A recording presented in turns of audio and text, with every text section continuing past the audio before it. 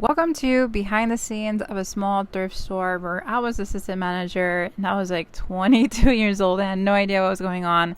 This is the behind the scenes where all of that is donations, clothing donations to be exact, that had been piling up for years or who knows how long. And that was just a mini sorting system. And we only put out one rag every day in the morning. We had about 3 staffers that were very incompetent and they worked there in that little table section. But I think it was just impossible to get through everything. But they had their own little system that was kind of confusing. They would like sort through and put the stuff they wanted there, and then it was later priced. But as you can see, the wall was lined with clothing.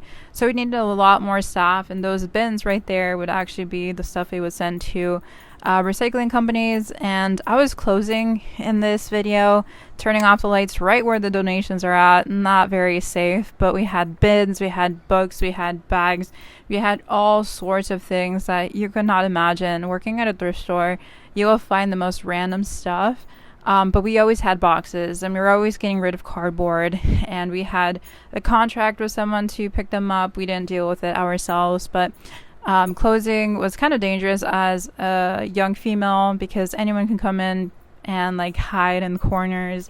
God knows why, but you never know with retail. So as you can see, just a bunch of stuff everywhere. Had to check that the doors were locked.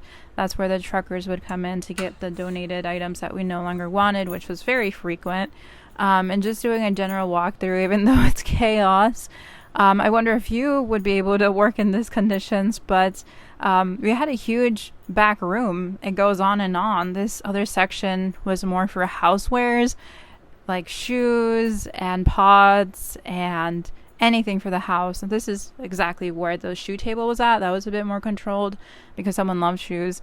But as you can see, there was chairs, toys, pots, anything that you can imagine, suitcases. We just had so much that we needed to price. But again, as a small team that's mismanaged and there's no real manager there, things can quickly become volatile.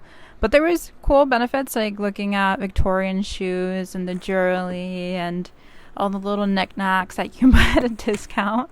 So I recommend working at a thrift store if you want the little cute knickknacks, but beware, hoarding is easy, especially when there's so many gems everywhere. But it was a hazardous thing to have so many boxes and stuff. But yeah, hopefully you liked my mini vlog. See ya!